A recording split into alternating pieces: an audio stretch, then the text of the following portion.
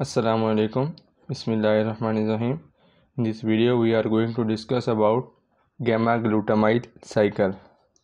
First of all हम इसको define करेंगे, इसका कुछ इंट्रोडक्शन लेंगे, उसके बाद इसको हम ड्रॉ करेंगे। इसको हम डिफ़ाइन करते हैं, it is the pathway for synthesis and degradation of glutathione. अब ग्लूटाथायोन क्या है?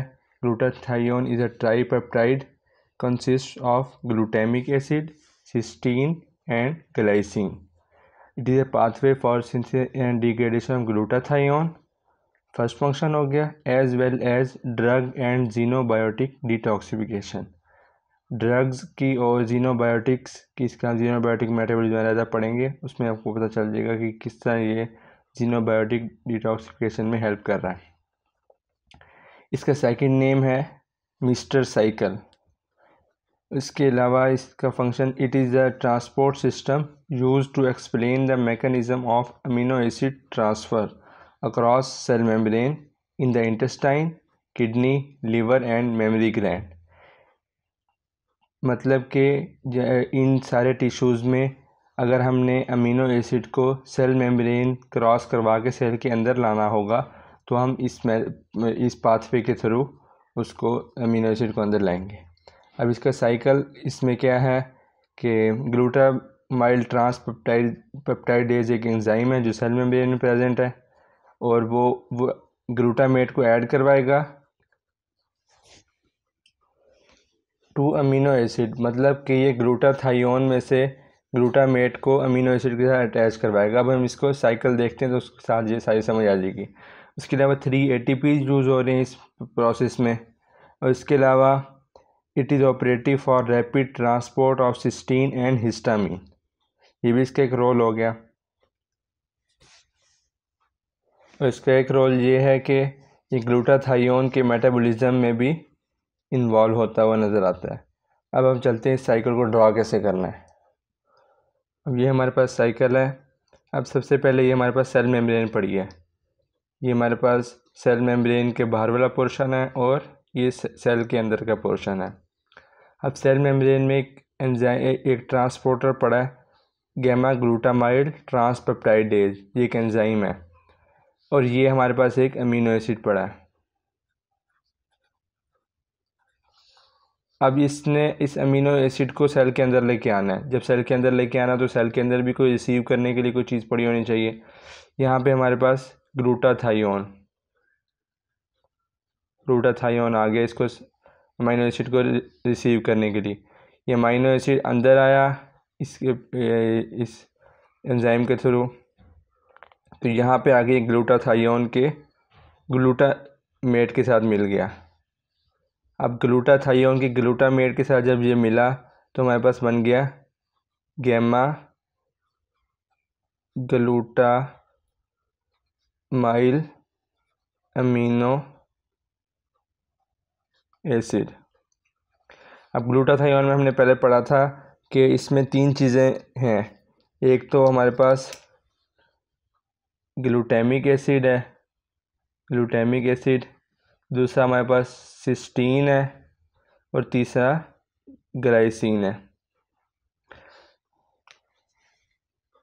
अब यहाँ पे ये अमीनो एसिड हमारे ग्लूटाथायोन के ग्लूटामिक एसिड यानी जिसे हम कह रहे हैं ग्लूटामिक एसिड, उसको ग्लूटामेट में कन्वर्ट किया हुआ, उसके साथ ये मिलके गैमा ग्लूटामाइल अमीनो एसिड बन गया।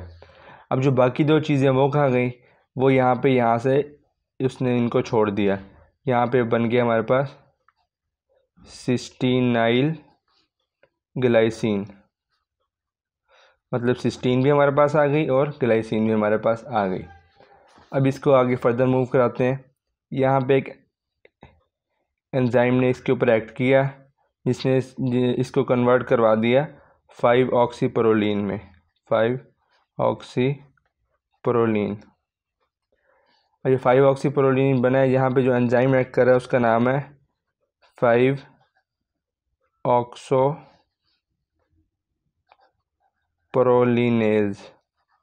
इस एंजाइम ने यहाँ पे एक्ट किया है और इसका अमीनो एसिड सेल के अंदर रिलीज़ करवा दिया। ये हमारे पास अमीनो एसिड यहाँ पे निकल आया। अब बाकी जो हमारे पास बचा उसको हम कह रहे हैं 5-ऑक्सीप्रोलीन।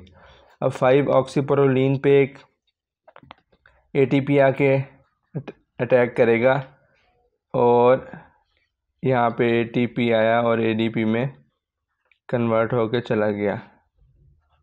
ATP प्लस इनऑर्गेनिक फॉस्फेट, मतलब यहाँ पे इसको एनर्जी दी है। तो ये 5-ऑक्सीप्रोलीन जो है 5-ऑक्सोप्रोलीन सॉरी ये 5-ऑक्सोप्रोलीन है। 5-ऑक्सोप्रोलीन कन्वर्ट हो गया हमारे पास ग्लूटामेट में।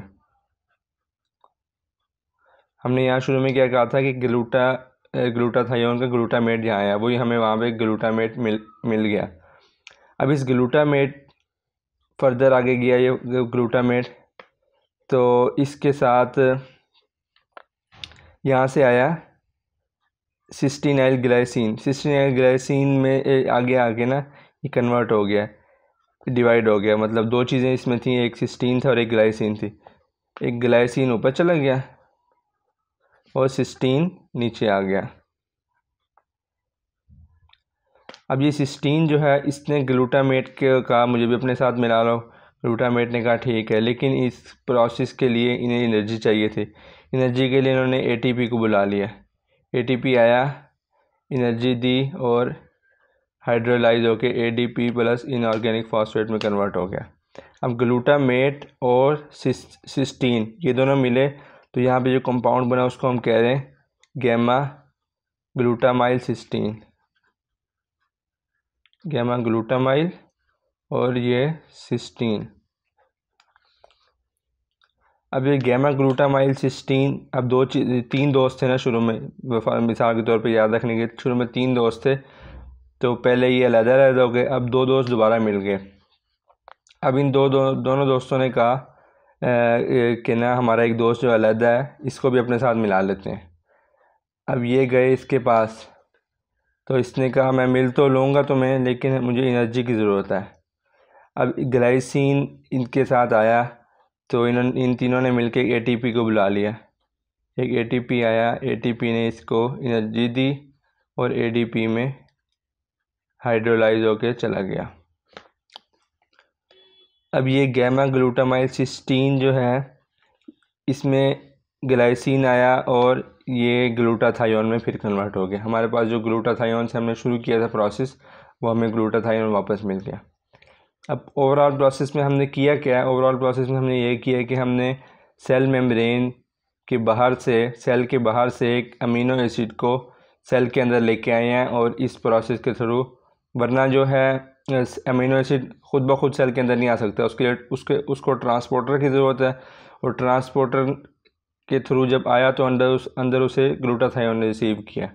तो इस प्रोसेस के थ्रू ये सारा हमने देख लिया कि गैमा ग्लूटामाइल साइकिल ये कंप्लीट हो गया। अगर इसमें किसी भी चीज़ की कोई समझ नहीं आई या कोई क्वेश्चन है तो नीचे कमेंट सेक्शन में पूछ सकते हैं। Thanks for watching.